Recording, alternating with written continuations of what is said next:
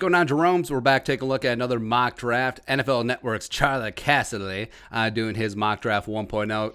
Casserly, of course, former NFL general manager. Now, he gets knocked for being a little bit too old school, maybe a little bit of a curmudgeon, but certainly has some knowledge and insight on how teams think and how teams in a war room do approach the draft. But there's a couple of moments in here. We'll get into all that. At the top, Trevor Lawrence, no matter what, certainly makes sense. Number two, so Casserly is on board the no Sacky for Zacky train. Go number two to the Jets and move on from Sam Darnold. And I get it. Like, I actually did think that Casserly would put more stock into, hey, Justin Fields, he's a big quarterback. Same thing with Trey Lance. Same thing with Mac Jones and Zach Wilson. We do wonder if his frame is going to hold up in the National Football League. But no, he goes to the Jets. Arm talent cannot be denied. 3, Dolphins. Don't go quarterback. Again, getting some weapons for Tua. Jamar Chase, a great X-receiver, going with Devontae Parker as well as Preston Williams, Mike Gesicki. A nice little suite of targets for Tua down in South Beach. 4, so the Panthers come on up from 8. And this trade has been mocked a lot, but I still doubt that the Falcons and the Panthers will do business in division. But either way, it's going to cost the Panthers a buttload and maybe potentially cost prohibitive. But they come up, no Panther, Trey Lance. 3 quarterbacks in the top 4. Trey Lance goes quarterback 3 ahead of Justin Fields. Kind of crazy, but he's got the size, he's got the arm talent, and I think that he fits with what the Panthers want to do. And the Panthers ideally were in on Deshaun, but if they don't get him, getting Trey Lance to develop and grow with his team, he can be the game manager to begin with. They can still keep Christian McCaffrey in his terrible contract. They could probably hang on to a couple free agents, including Curtis Samuel. So I do like what they're doing. And Joe Brady, come on, Trey Lance, let's get this thing going. 5, Bengals, yes, boring. Penny Sewell, no matter what, left tackle, move Jonah over to the right side, and then you actually have 2 good tackles to keep Joe Burrow upright. Crazy proposition. 6, Eagles. Now, the Eagles taking a quarterback is gaining some steam, but they pass on Justin Fields here. A lot of teams pass on Justin Fields. We'll talk about it in a sec. But Devontae Smith, no matter what, wide receiver 2 off the board, the first Alabama receiver to go.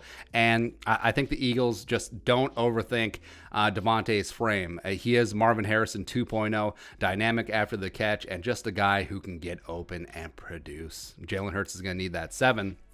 So the Lions could go a lot of different directions. They're firmly in BPA territory. Now, Justin Fields would be tempting. I mean, Jared Goff is there, but is he going to be the guy for the future? But the whole stupid Michigan versus Ohio State rivalry, does that enter in? Is that the reason why they're not taking Justin Fields? But Micah Parsons, absolute stud, rangy linebacker, can also rush, rebuilding by taking BPA on that side of the ball. Go ahead. 8. So this is where Casserly shows his old school mentality. Running back, where if only one running back is taken the first round, I wouldn't be shocked. I wouldn't be shocked if none of them are taken. But Najee Harris up at 8. Wow. So the Falcons trade down from 4 to 8. They're passing on Justin Fields, the local product, and they're picking up a running back. Okay, so they're probably going to be done with Todd Gurley. I do like Najee Harris. I think that he is a solid dual threat. I think he's a great power back, great receiver as well. But, yeah, taking a running back in this climate, top 10, I don't know, man. I don't know. Like, you're passing up on Caleb Farley. He would be legit. Obviously, you're passing up on Fields. Passing up on Waddle, that would be pretty sick as well. Quiddy Pay. I don't know. 9, Farley. So they're passing on Justin Fields again, but getting cornerback 1 in this draft to replace A.J. Bouye on the Vic Fangio defense. Go ahead. 10, Cowboys. This is where they're probably going to re-sign Dak or a minimum franchise tag him, but getting the second best cornerback in this draft, Patrick Surtain, pairing up with Trevon Diggs, Bama, suturing up a big position of need for the Cowboys. 11, Jalen Waddle, this one has been mocked a lot, but Danny Dimes, deep threat, taking the extra guy out of the box, allowing Saquon to eat. Plus, if they have to get rid of Golden Tate in salary cap moves, this will make sense. And I do like Slayton. Slayton and Waddle, it's not bad for Big Blue. 12, so the Niners, this is Justin Fields. I do not see the Niners, barring them making a Deshaun trade or even a Kirk Cousins trade, but I don't see them passing on Justin Fields in this spot. I simply do not. And I think Fields would do dynamite in the Niners and Kyle Shanahan's scheme. But Quiddy Pay, where, okay, like I understand if you're going BPA, Quiddipe has a ton of talent in the spot, but they do have Bosa, they do have Armstead. Maybe the plan is to kick Armstead inside. Yeah. 13, Chargers. Yes, O-line. Rashawn Slater can play that left tackle, can play guard, can do whatever you need him to do. 14, well, I question about him moving inside, but no. 14, so the Vikings have a couple of options on board, but they go edge rusher from Miami, who wore number 15, but not Gregory Rousseau. No, we're talking about Jalen Phillips, where if Phillips can stay healthy, I think that he could be damn legit. He's got great bend. He's a great athlete. I liked him at UCLA, but I mean, the Vikings are passing up on a lot of talent here. They're passing up on Kyle Pitts. They're passing up on Darisaw. They're passing up on Gregory Rousseau. It is a bit of a risk taking Phillips over Rousseau at this stage of the game, even though my apprehension about Rousseau is well known by this point. Plus, you're passing on Justin Fields, where I'm not the biggest Fields fan in the world, but if he is there at 14, you do have to consider it. I mean, you do. It's just crazy, man. 15. So Kyle Pitts, the Patriots have done this before. Now they did double dip at tight end in last year's draft, taking Matt LaCrosse and some other jabroni. But you saw this in 2010, where they just found a competitive advantage, unfair weapon, like taking Gronk and Aaron Hernandez in the second and fourth round. I think it was fourth round in 2010, respectively. 16, Darisaw. Yeah, protecting Kyler's ass at the left tackle spot makes a ton of sense. They could be in the market for edge rusher, since you saw what happened to the pass rush once Chandler Jones went down last year, but nah. 17. So the Raiders should probably be in on edge rusher, and there are some good ones left. Rousseau, Joe Tryon, Jason West still out there, but they go offensive line, and this is mainly because of the failure of Colton Miller from 2 years ago. But bring in Elijah Vera Tucker. Maybe you have him at left tackle. I think he is better suited for a guard. Move on with life.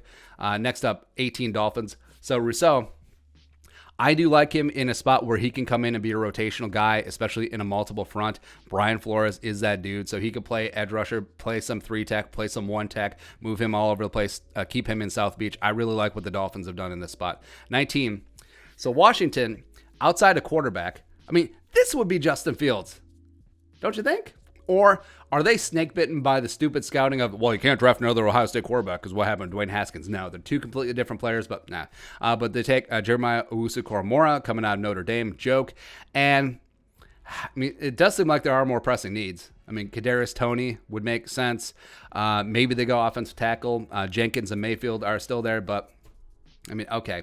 But Koramoah is that money backer, that sub-package guy, big safety, small linebacker, and behind that fearsome foursome defensive line. Sure. Next up, 20. So the Bears probably going to lose Allen Robinson free agency, and speed kills coming down the mountain. Now, offensive line would make a ton of sense, but Kadarius Toney, that's gross, man. Toney and Mooney, good luck covering that for whoever the hell is going to be quarterback. 21 Colts. So they were able to trade for Carson Wentz, still hang on to their first-round pick, which was a masterstroke by Chris Ballard, and they get a tackle to replace Anthony Costanzo, who retired, Tevin Jenkins. Now, he was a right tackle at Oklahoma State. I think that he does have the skills to kick over to the left side, just like Jedrick Wills coming to Alabama last year, was a right tackle at Bama, is a phenomenal left tackle for the Browns. I think Jenkins could be in that similar mold. 22. So the Tennessee Titans, they need front seven help, they need edge help, but with how garbage the Isaiah Wilson situation ended up, yeah, they go offensive line. Jalen Mayfield, plug and play right tackle, opposite of Conklin. Sorry, not Conklin, Luan. And then move on with life. 23, the Jets, Joe Tryon, coming out of Washington. A little bit of unknown, but it started to pick up a little bit more steam. But I think that he'll be an awesome edge rush piece for Robert Saleh's defense. So they got Zach Wilson at 2. They got Joe Tryon at 23. So the 2 first-round picks going to be contributing right away for the Jets. 24. Now Justin Fields goes. Wow. So he falls all that way. I know that Casserly wasn't GM of the Steelers, but did he grow up a Steelers fan? Like, how did this happen? Because we pointed out probably about 8 spots where it made more sense for Fields to go, but he falls all the way down to Pittsburgh, and he doesn't even talk about why he falls to 24. He talks about Big Ben. Great. 25.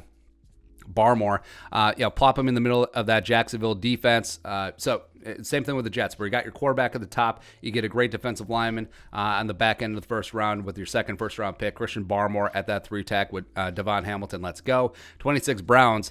So D-line would make sense, but they missed out on Barmore, and J.C. Horn is solid, man. He's like 95 cents of Caleb Farley's dollar, and J.C. Horn and Denzel Ward, that's a nice cornerback pairing going forward. 27, the Ravens probably go edge, but Trevor Moehrig, safeties, first one off the board, just putting him into an already talented and loaded and deep secondary. That's gross, man. That's gross. 28. Saints go an edge rusher in this spot. Now, a lot of mocks have either wide receiver or even quarterback, potentially reaching for Trask, or linebacker in this spot. But Jason Wad does make a lot of sense because they're going to lose Hendrickson in free agency in all likelihood. Cameron Jordan is getting older, and Marcus Davenport has been a bust. So what are you going to do? Jason Wad, physical freak, give him a shot at 28. 29 Packers. I hate it. Zaven Collins, I hate it. They might have to lose Preston Smith due to cap reasons this offseason, but Preston opposite of Za'Darius, no. Hate it. 30. So the Bills are in the thick of the J.J. Watt free agency derby, but if they don't get him, or hell, even if they do get him, getting Joseph Asai, because Jerry Hughes is starting to age out, but just getting more dudes who can get after it. A.J. Epinesa is decent as a second-round pick, but Asai's penetration skills and getting around that edge, really, really good. 31. So Greg Newsome, the second on Northwestern. Great cornerback. He can't play offensive line. You need O-line. You do need that. And then 32, the Bucs picking on Patrick Jones the second. Now, a lot of mocks have Etienne or Najee Harris in this point, but of course, Najee Harris is long gone. But Patrick Jones helping fill in the void of losing Shaq Barrett in all likelihood in free agency. Sure. Guys who didn't make it. So Mac Jones didn't go first round, which is kind of shocking at this point. Kyle Trask, no reach. Etienne, no go. Wide receivers, Rondale Moore, Terrace Marshall Jr., Elijah Moore, Bateman didn't make it. Freiermuth didn't make it. It's probably going to be a very high second-round pick. Offensive linemen weren't in the mix. Cosme, Leatherwood, Dickerson, Wyatt Davis, no matter what. And then a lot of other first-round mainstays, like Aziz didn't make it. Boogie Basham didn't make it. Nixon and Wuzuriki, Bolton, Tyson Campbell, Asante Samuel, Jevon Holland. Only one safety went Moehrig. So it's tough. It is a little tough. Where I do like, this is why we like going through a lot of mocks, because you get a lot of different perspectives. And this is the first one I saw, Jalen Phillips, A, going this high, and B, going to the Vikings. And I personally, I do think that there is a lot more value on board at 14, even though Phillips is a solid player, is a bit of an injury risk. But you're passing up on Darisaw, you're passing up on Kyle friggin' Pitts, and I would put Rousseau slightly above Phillips. I would. Plus, Justin Fields is on board. What the hell is happening? But, nah. Anyways, your thoughts. Charley Casserly's Mock Draft 1.0. Charley Casserly here. Let us know in the comment section below. Subscribe for daily Vikings takes. Want to support that work, pull something in Venmo. But until next time, Skull Production Value.